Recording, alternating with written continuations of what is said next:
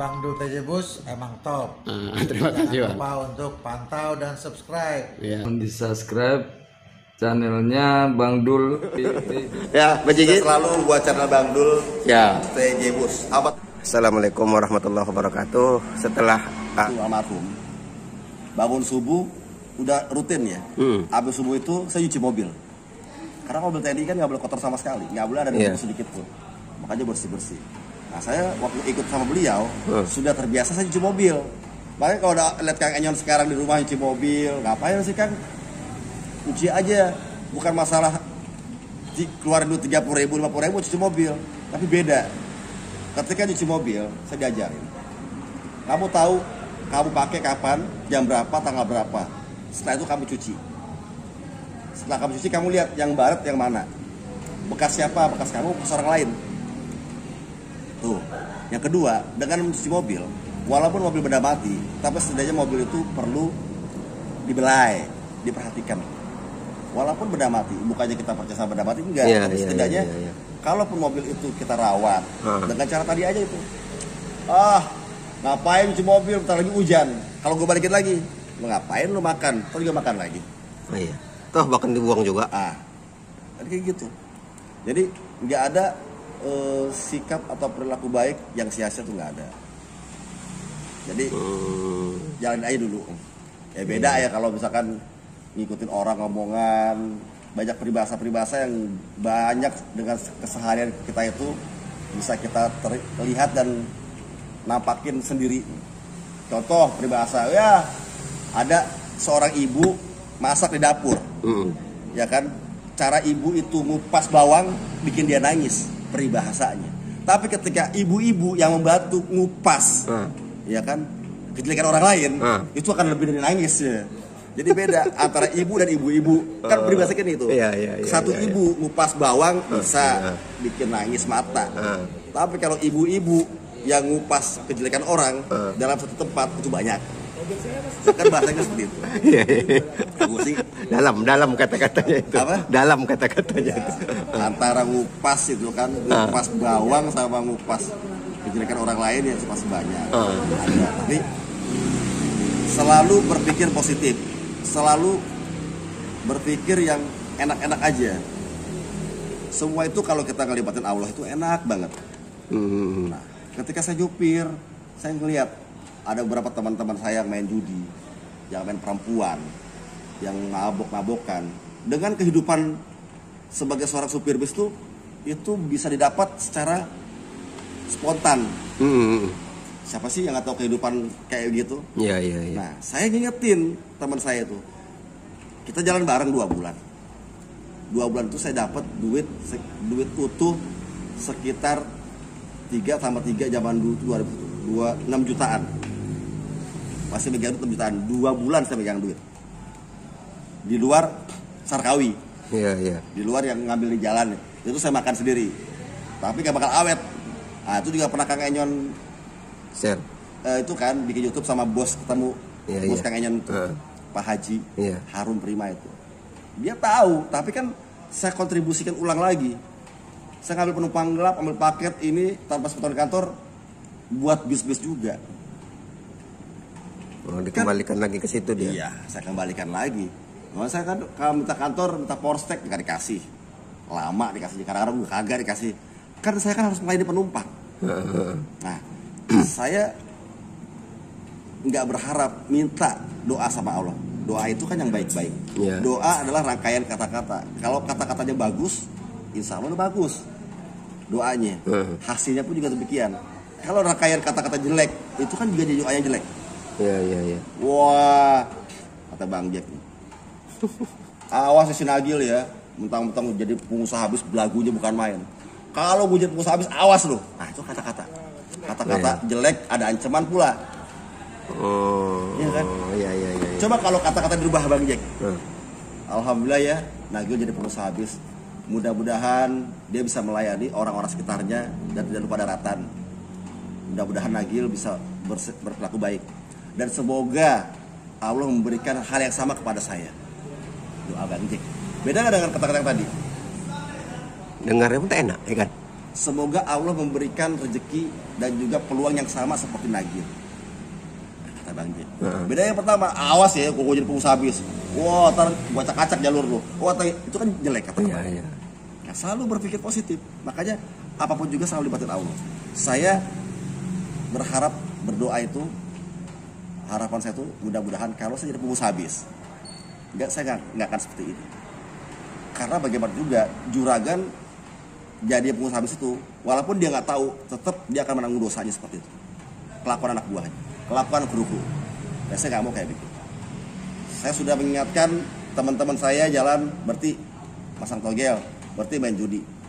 Hah, udah tenang aja, besok jalan Palembang dapat 300.000, kalah, pasang lagi. Besok juga jalan Pekanbaru dapat duit 600, habis. Minum, mabok-mabokan. Besok ke jalan lagi ke Blitar atau ke Madiun dapat duit. Kalau itu dikumpulin Palembang, Pekanbaru, Blitar, Madiun, berapa duit yang didapat teman? Karena kan nggak ada tata pengelolaan manajemen keuangannya. Jadi karena duit yang didapatkan simple, instan, cash and carry, nah itu yang harus ditata, itu harus kita pola, yang harus terubah. Kalau misalkan sistem manajemen perusahaannya tidak bisa seperti itu, kita yang mengelola sendiri. Karena Allah memberikan kita itu segala kelebihan atas kesempurnaan makhluk dari sekian makhluk. Satunya cara berpikir. Nah, cara berpikir itu ya Allah kasih itu ya manfaatin. Ya maksudnya kita jalanin. Wah, mudah-mudahan kalau jadi pengusaha bis, insya Allah saya akan berubah pola hidup seperti ini. Saya akan menata karyawan-karyawan saya seperti ini. Itu kan akan jadi syafaat nanti. Saya yang butuhnya kru-kru saya, karyawan-karyawan itu yang enyon. Misalkan kalau kita di akhirat ada ngebantuin gue, kenek gue, supir gue. Kayak begitu. Saya bersaksi ya Allah itu adalah orang baik. Saya karyawan. Kan cerita yang kita butuh ini. Syafaat dari itu gak akan bisa didapat kalau nggak kita latih semenjak dini. Bukannya ngerasa sok pinter dalam beragama, enggak, gue juga agama juga pas-pasan lah ya. Tapi setidaknya kita mengerti dan tahu beberapa aturan harus kita bikin. Saya tidak melarang kru untuk tidak berhenti sholat Jumat di SCH. Ketika saya buat aturan di SCH, saya tidak melarang kru. Tetapi yang saya sangat sayangkan, dia tidak mengikuti aturan saya. Itu aja. Kelewat supir tidak berhenti waktu sholat subuh, sama seperti saya kemarin naik bis. Itu bis lewat jam 5:15, naik matahari setengah, masuk fajar, itu udah nggak sah sholat subuhnya. Berapa jumlah jiwa yang ditanggung supir itu gara-gara nggak sholat? Apa iya ketika supir telat masuk rumah makan, masuk pom bensin untuk sholat subuh, udah terang, udah bukan masuk subuh lagi. Kenapa nggak tadi dia tidak terburu-buru, tergesa-gesa waktu tahrim dia berhenti? Sama juga toh berhenti juga nanti di ujung. Apa sih yang dijawab? Banyak sekali. Ya, dibatin itu nggak tahu doa itu kapan dijabah sama Allah tuh nggak tahu. Yang penting jalanin dulu. Duit kumpulin ini, ngapain? Cobain beli mobil bekas, simpan di kontrakan. Ada yang bisa pakai keluar kalau libur, ada yang nawar jual. Jadi nggak pernah ngerasa, oh sayang banget punya mobil bagus tapi ada nawar kok dijual, kan modalnya habis sekian, kan dandannya habis sekian. Itu pakai hati, nggak bisa begitu, berbisa harus pakai logik. Harus logika, kita harus jalan. Ketika pengemudi tadi yang saya ulangkan tadi tidak bisa menggunakan akal pikirannya, kita harus maklum, berarti kadar dia seperti itu untuk berpikir. Selalu dengan emosional, nggak kita bisa paksakan. Ketika jadi pengusaha bis juga nggak perlu marah-marah, ribut-ribut sama kru, harus tegas tapi dengan bijak. Itu yang payah tuh. Banyak cara-cara yang kita bisa carain untuk tidak harus marah-marah. Ngapain juga buang-buang energi. Ya kalau marah tuh tambah kru salah, tegur sekali, 2 kali, 3 kali. Yang ketiga dengan cara kita yang lain, itu pasti nggak marah-marah. Banyak banget cara-cara yang harus bisa kita berikan sama dia, cari solusi juga yang pasti tidak tersinggung hatinya. Kalau bisa buat dia sadar, dia kembali sama kita, kembali ke jalan yang lurus.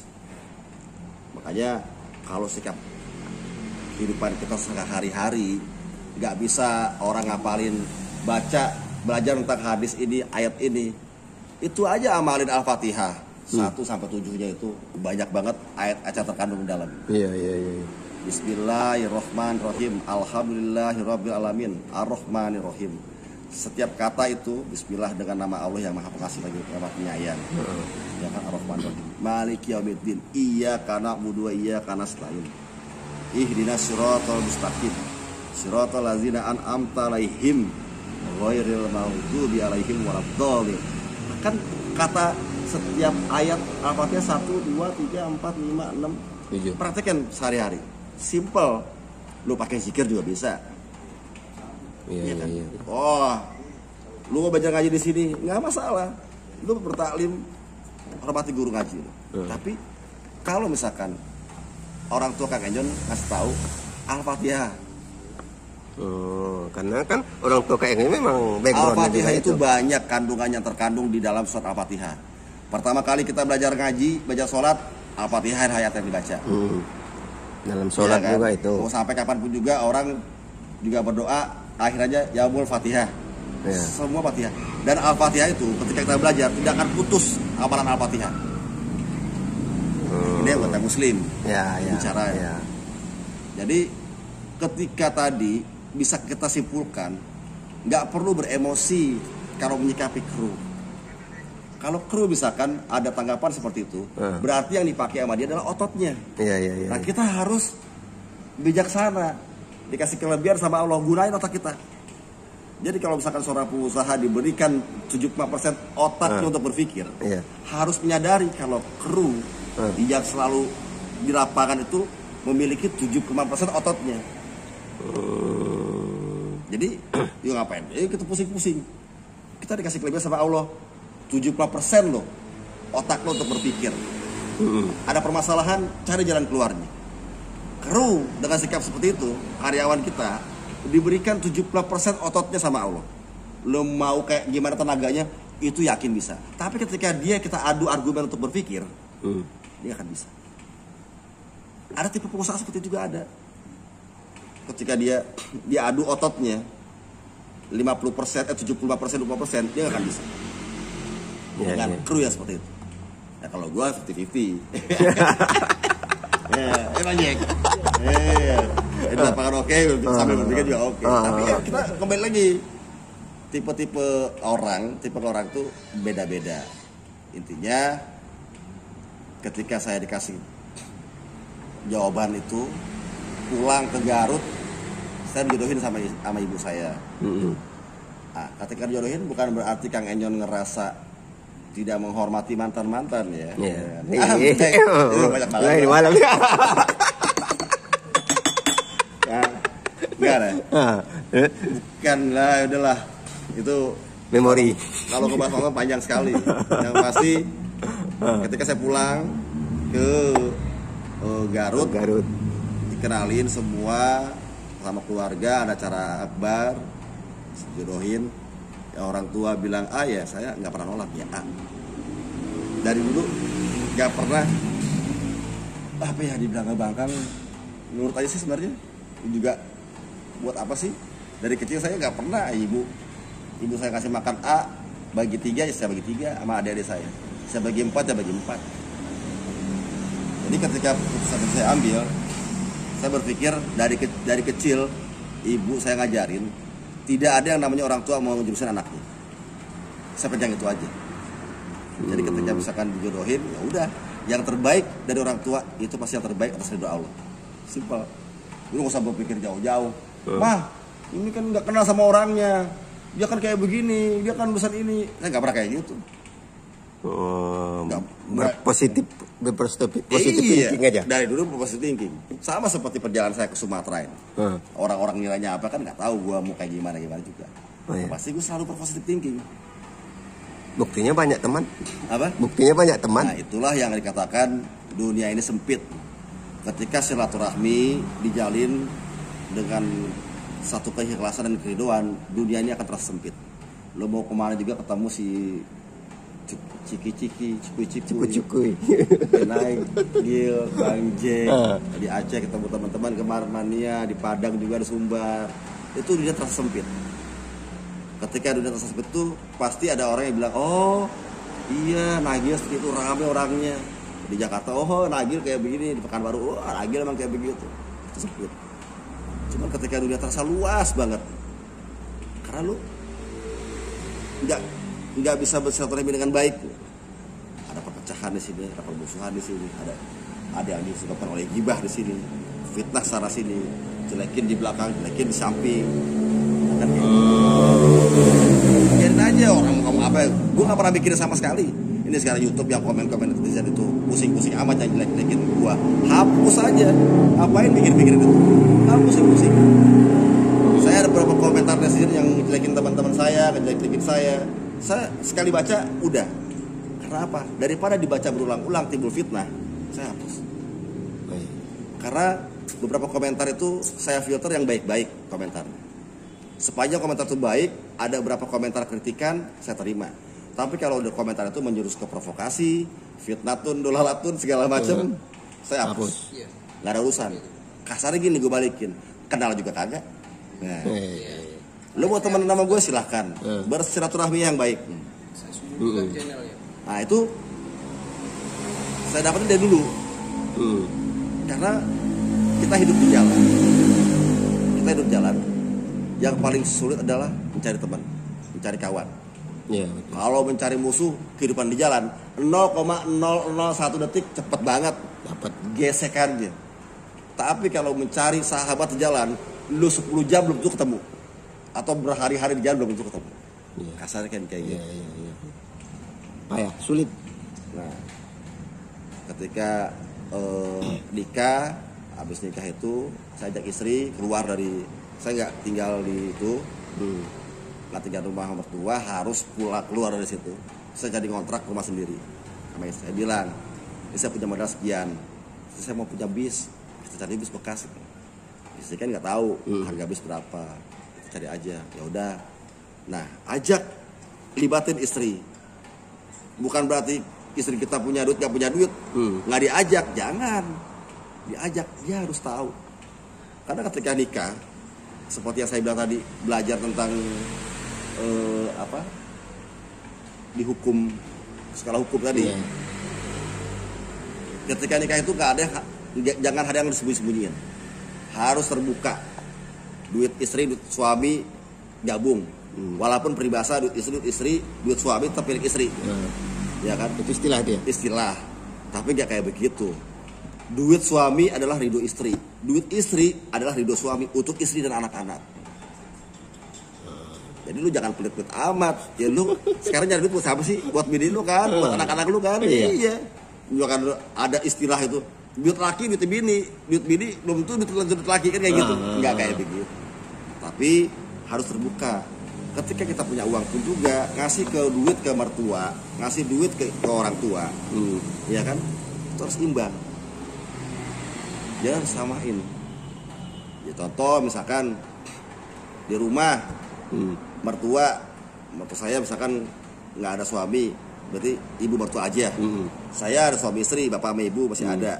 Nah kita bisa bedain, karena kalau kita kasih 50 ke sini, 50 ke sini, ini akan beda. Tidak adil. Ini kan 50 kan suami bapak sama ibu saya masih ada. Ini 50 sendirian. Nah, gimana caranya? Ajak istri seperti saya bilang tadi. Udah ngasih ke ibu 30, ibu kamu 30, kalau orang tua saya 70. Karena kan saya kan berdua. 30 ketemu 70. Ini kan 35 itu 30. Atau misalkan kita ngalah sedikit, udah ibu mertua 40. Orang tua kita 60, karena 60 kan bagi 2, 30-30 ketemu. Iya kan? Nah, seperti itu. Harus ajak libatin istri, ngomongin. Apapun yang saya lakuin, istri pasti tahu. Makanya kenapa suka live. Gampang kok, apalagi anak saya punya media sosial. Udah kemarin berulang tahun. Bisa kepantau, bukan berarti gua suka nge-live, suka menembongkan atau memperlihatkan hal-hal yang enggak.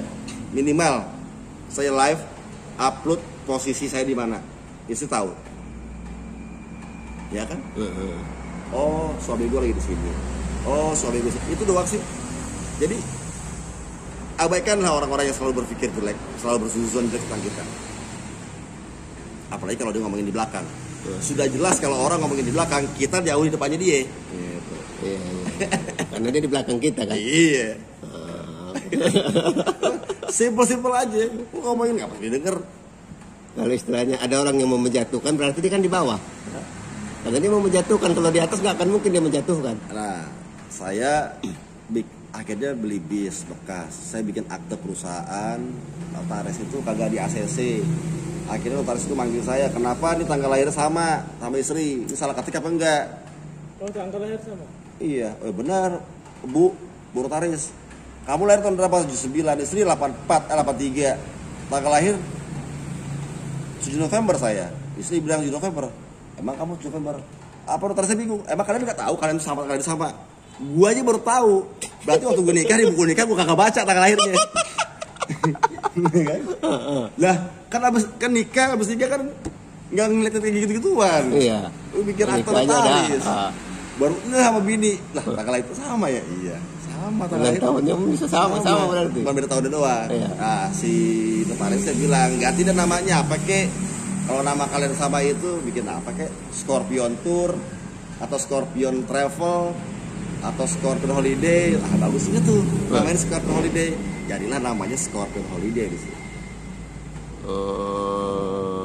Itu sejarah nama perusahaannya tuh ya. Iya. Karena bukan, kalau misalkan ada akte yang waktu saya pakai, saya hanya pinjam sementara. Jadi orang tua saya itu punya izin usaha.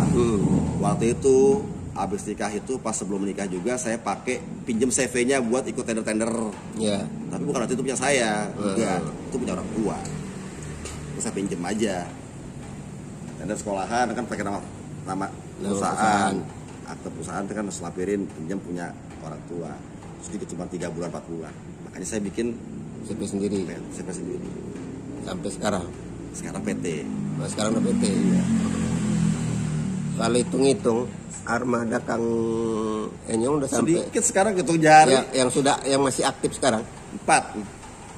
tapi kan 4 masuk keluar lagi dia kan sistemnya. Ya, saya kemarin 2019 itu saya jual armada 6 4 9 5 2. Saya jual 4 setahun 2019.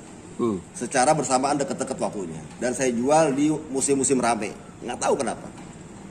Apa ada feeling mau 2019 saya jual mobil. 2019 saya jual nih ya, dari mulai SCH 727 urutan 727, 728, 729, 721. Iya 4 berarti. Iya. Orang-orang pada bingung, kru saya juga pada bingung. Tapi saya di situ ada peluang. Kan ada peluang di situ. Orang nawar mobil, kenapa nggak ini? Yang cari mobil, kenapa nggak kita nawar mobil kita? 2019 nggak kepikiran mau beli ganti apa enggak. orang kan lagi rame-ramenya itu. Iya. Penumpang pun Saya rame-ramenya. udah rame-ramenya itu. Tapi ada beberapa saya oper ke teman-teman. Cuman itu paling dioper paling sekitar 2 mingguan lah. Ya kan 2 minggu 12 hari, yang lainnya kan masih saya cover pakai bis yang ada. Ya saya part-partin. Terus saya mobil masih jalan sampai Februari. Akhirnya Februari penumpang saya lagi di Bali itu suruh pulang gara-gara ada Covid. Awalnya Covid itu kan Februari. Iya. Dari situ nggak jalan lagi. Iya. Tapi alhamdulillah saya jadi yang punya beban. Situlah feeling orang yang berpositif thinking itu. Ya enggak juga, semua juga atas izin Allah sebenarnya. Iya, awalnya kan di apa istilahnya? Kalau rasa aku tuh pola pikir kita terbentuk dengan niat kita yang baik. Jadi waktu jual mobil itu nggak kepikiran kayak begini keadaan Indonesia. Enggak sama sekali. Bukan peramal. Memang luar biasa ilmu Kang Enyong. Jadi waktu dulu jual mobil kan masih tinggi harganya. Sekarang udah hancur-hancuran. Hampir di bawah 60% harga mobil. Kendaraan aset yang bergerak. Sama juga aset yang nggak bergerak juga harganya sekarang downgrade. Ini kesimpulan lah kita bikin Kang Enyong. Ini kan malam juga sudah. apa tadi ada di benak aku tadi yang mau aku tanya tadi. Gini, saran dari Kang Enyon, memulai bisnis itu dari hobi atau dari kesenangan kita atau memang prospek yang menurut kita bagus? Yang bagus itu membuat usaha itu dari mana? Yang bagus semua juga atas izin Allah sebenarnya. Ya, itu nggak bisa dipungkiri. Jadi nggak bisa dikatakan jelek. Cintai bisnisnya, jangan cintai usahanya. Kalau misalkan lu senang sama bis, jangan cintai bisnya, cintai bidangnya. Bidang bisnis itu banyak. Kalau lu Ulangi sekali bahasanya. Ini bahasanya coba diulangin yang tadi. Kalau lo seneng, lo mau mulai usaha, mau mulai bisnis, cintai dulu bidang usahanya, jangan mencintai bisnis. Lo suka sama bis, jangan lo cintai bisnya, tapi cintai bidang usahanya bis itu. Apa sih? Coba berpikir luas tangkapannya. Bis adalah transportasi. Apa aja yang ada dalam rangkaian bis? Armada, kru, manajemen, apa aja nih pendampingnya? SDM, maintenance, terus jual beli bis, kan ada dalam rangkaian itu. Ya. Terus apa lagi? Travel, wisata, angkutan jasa, yang lain-lain, yang ada selimut, bantal, yang berkaitan dengan bis, Jadi bukan lo hanya mencintai bidang usahanya bisnya itu. Mencintai bisnis, cintai bidang itu bidang. Jadi itu akan luas menurut lingkupnya. Lo membuka usaha bis, ambil contoh kecil-kecilnya dulu. Apa kek? Jualan selimut buat bis, jualan bantal buat bis, coba jualan spare part, nyaloin bis yang mau dijualin, bis yang mau dibeli, tawar ke orang, deketin kru, perilaku mandor sama mekanik kayak gimana. Orang-orang itu juga harus deketin berpengaruh. Jadi nggak langsung lo berasumsi lo punya bis itu gua beli 1 miliar, gua kumpulin duit 1 miliar, nggak akan ketemu.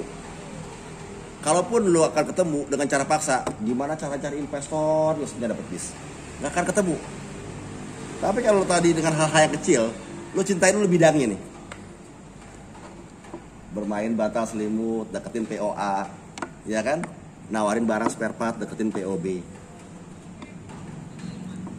Kenalan dengan montir atau POA, B, C tadi. Ketika lo tawar tadi, ada gak bis yang mau dijual, deketin. Tawarin bis yang mau dibeli, kasihin. Nah, lingkup itu akan menjadi susunan kekuatan lu untuk bisa menjadi pengusaha bis. Kalau lo dari awal langsung nembak ke pengusaha bis, nggak akan ketemu. Yang ada adalah imajinasi, yang ada adalah impian, khayalan, ya kan? Yang ada adalah angan-angan. Tadi nggak kesampaian. Tapi kalau lo lakukan bidangnya, sukai dulu bidangnya. Dari awal sampai akhir lo akan bertahap. Lo senang sama bis foto-foto, ya tadi angan-angan. Hasil foto itu bisa jadi duit. Lo bikin merchandise ke, lo jualan kaos ke, jualan tas ke. Contoh hal yang kecil yang gue jadi supir waktu dulu. Walaupun nggak bisa mengelak kemungkinan, saya tanya sama Pak Haji waktu saya bawa Harum. Saya premi waktu itu 174.000 Jakarta Madiun. Tapi saya bisa dapat duit se-PP aja 500.000. Lebih dari itu. Apa? Karena ada peluang bisnis di situ. Saya nggak jarang-jarang, walaupun suka ngambil penumpang gelap di jalan, dapat itu berapa sih? Tapi kan ada peluang bisnis yang lain. Iya.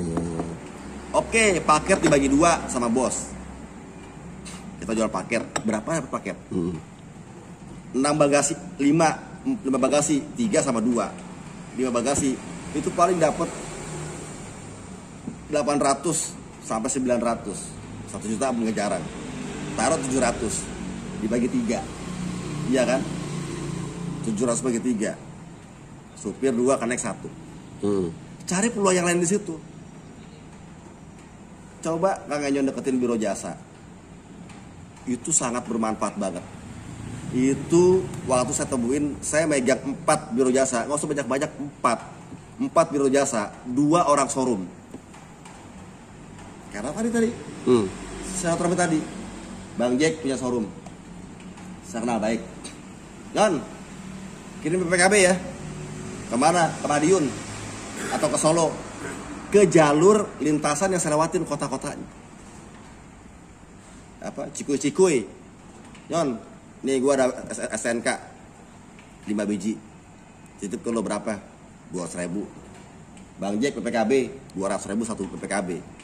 Karena tanggung jawabnya gede. Gue simpan di tas. Ya kan? Kan nggak tahu kantor, nggak kebagian bagasi yang gede-gede. Iya. Itu di tas itu pegang BPKB, SNK segala macam, udah 700.000 sekali jalan. Kali jalan. Karena apa? Layanan di transport, di bis waktu itu, ketika ada peluang itu sudah pasti. Jakarta sore, nyampe Madiun pagi, nyampe Solo pagi. Jika ketemu orang, datang si Nagil. Bang, ada titipan nggak dari Cikui? Ada, SNK 5 nih. Karena kasih duit juga ke gue 30.000. Makasih bang. Iya. Nagil, Cikui, Bang Jack, nggak mungkin dengan mulutnya yang berbisa ketika kita melaksanakan dengan kebaikan usaha kita, dia nggak ngereferensin kita. Itu yang paling mahal, referensi. Jack telepon ke Laisun telepon ke Jack, lo punya kenalan nggak?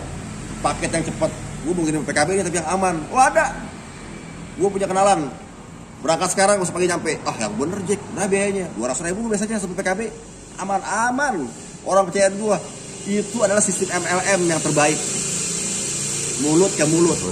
Nah, telepon lagi siapa? Telepon ke Ciku, telepon ke Nagil. Satu orang bakal gue bilang, gue megang 4 biro jasa sama 2 showroom udah dapat duit. Gak usah serakah-serakah amat. Ya di bawah itu bagasinya gede-gede kan, bagi 2 sama kantor. Paketnya apa sih, telur, apa lagi tuh, yang karung-karungan itu, dapat 600 bagi 2 sama kantor. Tapi kan kita kan juga punya tim. Gue bilang, walaupun itu referensi gue, tapi gue tetap bagi bertiga sama kru yang ada. Karena kan tas yang gue bawa itu kan amanat banget. Gue simpen di bawah kasur balkon. Tuh, pakai tidur. Gue PKB 2, SNK kadang 5, kiriman lagi. Itu kan peluang. Makanya cintai bidang usaha, jangan cintai bisnis. Bidang usaha banyak. Ini tadi gue bilangin ya, tak. Jadi jangan berpikir, wah suka sama bis, gue harus punya bis. Berapa harga bis?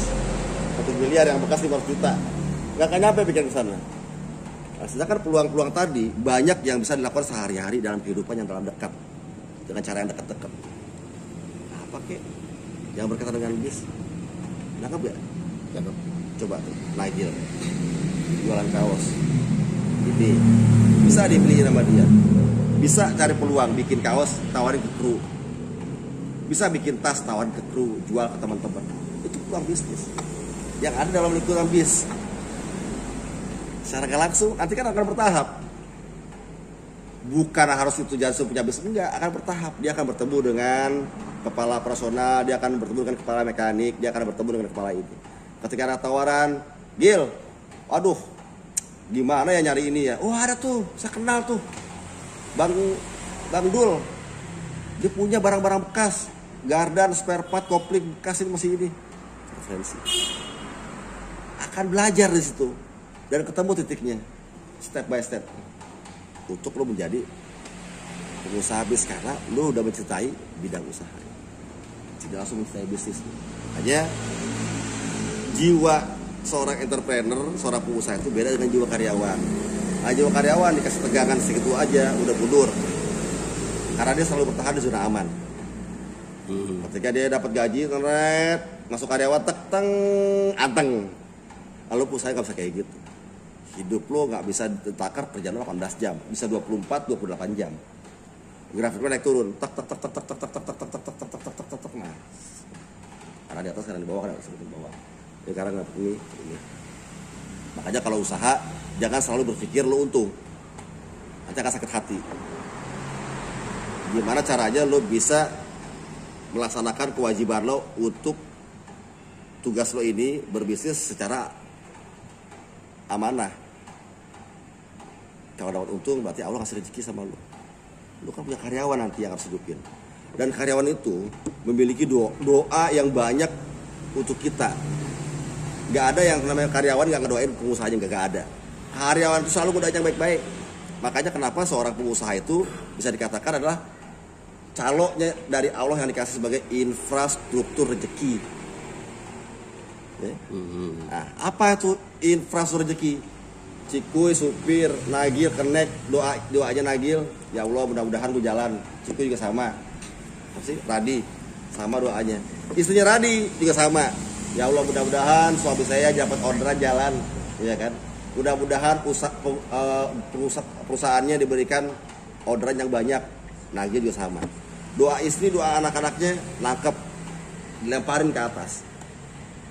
Sama Allah dibalikin lagi ke kita. Kita pun akan memberikan ke dia. Maka kan kita sebagai perantara. Infrastruktur rezeki, perantara rezeki. Calok lah ibaratnya. Nah, ini sama. Dapat tuh dari Allah kasih ini, oh kasih ke Nagil, kasih ke Radi, dia jalan. Itu kan doa-doa istri-istrinya juga. Iya. Nah, kita kan sebagai perantara ini memberikan itu. Makanya harus peka.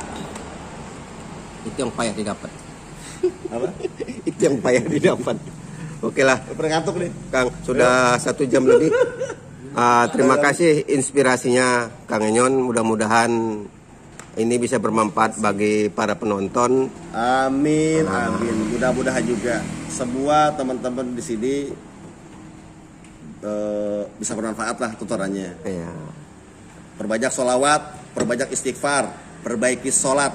Insya Allah Allah perbaiki hidup. Yang benar dari Allah, yang salah mudah-mudahan Allah berkasa juga dan kita semua. Amin. Usikum wa iyyakum Allah. Wassalamualaikum warahmatullahi wabarakatuh. Waalaikumsalam warahmatullahi wabarakatuh.